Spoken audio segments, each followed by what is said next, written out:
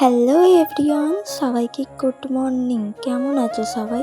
আশা করছি ভালো আছো, আমিও ভালো আছি। আজকে সারাদিন কী করলাম, কোথায় গেলাম, সব থাকছে এই ভিডিওটার মধ্যে। চলো এই সুন্দর ব্লগটা দেখে আসি।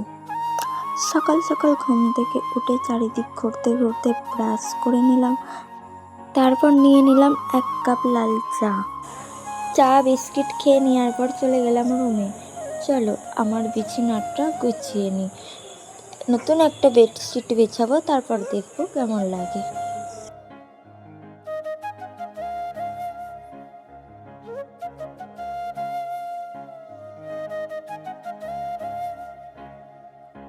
নতুন একটা বেডশিট বেছানোর পর এটা আমার রুমের ফাইনাল লুক। আজকের ভিডিওটা আমার জন্য অনেক স্পেশাল। আজকে ছিল আমার বোনঝির বার্থডে। সকাল থেকে রান্না বান্না সব কিছু আমিই করছিলাম, কারণ আমার বোনঝি বলেছিল ওর বার্থডেতে সব রান্না আমাকেই করতে হবে। চলো কীভাবে আমি মাংস করি সেটাই আজকে তোমাদের দেখাবো। এই পুরো ভিডিওটা দেখতে থাকো।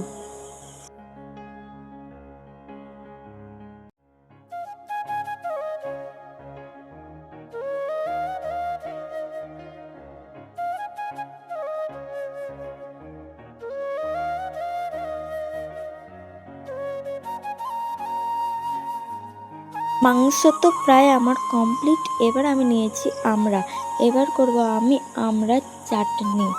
আমড়ার মিষ্টি চাটনি করার জন্য সব কিছু রেডি করে নিয়েছি। চলো কী করে বানাই সেটা তোমাদের আজ দেখাবো, দেখতে থাকো পুরো ভিডিওটা।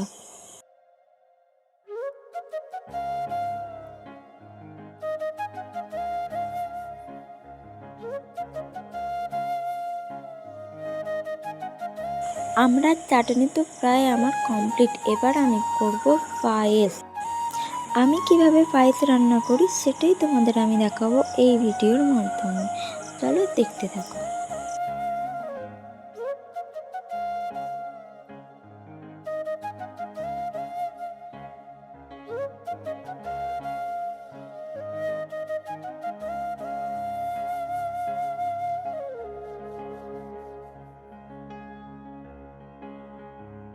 চলো পায়েস তো আমার পুরো কমপ্লিট। এবার থালা বাটি সাজিয়ে নিলাম, নিয়ে বসিয়ে দিলাম বার্থডে গার্লসকে। দেখো এই যে এত কিছু আজকে আয়োজন ছিল। তারপর আমি নিজেও ভাত নিয়ে বসে পড়লাম। তারপর একটু রেডি হয়ে বেরিয়ে গেলাম কেক কেনার জন্য। তো কেক কেনার জন্য আমাকে 1 ঘন্টা জার্নি করে যেতে হয়েছে। আমাকে কেক কিনতে 1 ঘন্টা জার্নি করে বাড়ি থেকে রেডি হয়ে বেরিয়ে পড়লাম। এই যে আমি বসে আছি, বাস আসার জন্য, বাসও এসে গেছে। এবার আমি চুল ঠিক করতে চলে গেলাম আরামবাগ মিয়া মোড় থেকে নিয়ে নিলাম একটা মিষ্টি সুন্দর দেখে কেক। তারপর আবারও আমাকে বাড়ি রিটার্ন আসতে হচ্ছে, কারণ আমার কেক নেওয়া হয়ে গিয়েছিল। এই যে বাড়ি এসে বার্থডে গার্লসও বসে গেছে। এবার কেক কেটে নিল, সেও আবার ঠিকঠাক কেকও কাটতে পারে না। সে ছোটো বাচ্চা মানুষ, যাই হোক তার গালে একটু কেক লাগিয়ে দিলাম, হ্যাপি বার্থডে। তারপর আমাকে যেতে হলো আবার রাত্রিরে বাজার। এখন আমি যাচ্ছি রাত 9টার সময়। কাকে কখন কোথায় যেতে হবে কেউ জানে না। ওষুধ নিয়ে চলে এলাম বাড়ি। সবাইকে বাই। কেমন লাগলো ভিডিওটা অবশ্যই জানাবেন।